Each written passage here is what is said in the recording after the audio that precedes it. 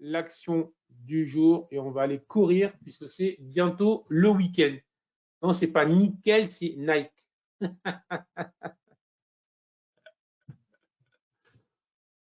C'est excellent celle-là. Celle-là, je l'adore. Allez, alors Nike me propose moi, une configuration. Voilà. Alors, il y a eu beaucoup de problématiques autour de Nike. Tout un process de marchandises qui n'arrivaient pas, etc. Bon, tout ça est en train de rentrer dans l'ordre. Mais depuis maintenant plusieurs mois, la valeur sous-performe largement, hein, puisqu'après des sommets au-delà de 130, elle est pratiquement revenue tutoyer les 100. Donc déjà, c'est plutôt moyen.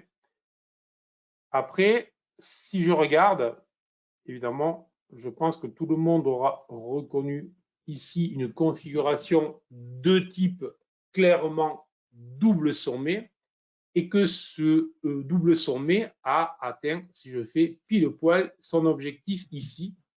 Donc, l'objectif du double sommet a été réalisé. D'accord? Bon.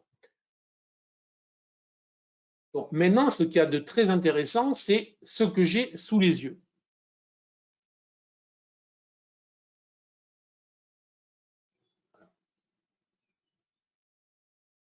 Ce que j'ai sous les yeux, si je regarde, j'ai une configuration qui s'apparente à un petit double creux ou un joli triangle et qui est en train de retester cette zone des 116-117 qui était l'ancien support et qui était aussi donc la ligne de coup du double sommet.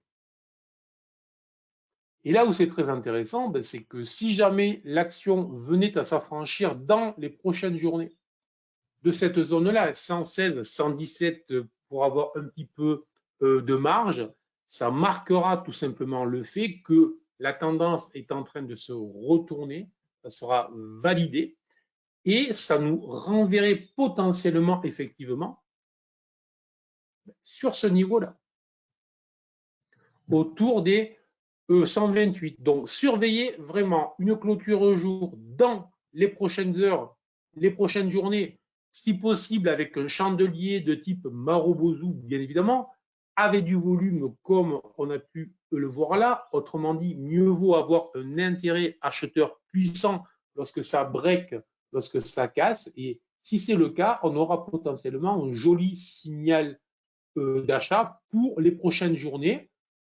Tout ceci étant en plus en rapport avec ce que je vous disais, on voit bien que les valeurs plus classiques sont en train de reprendre le leadership par rapport aux valeurs tech. Donc c'est vraiment en plus en phase avec la rotation sectorielle à laquelle nous assistons sur les marchés.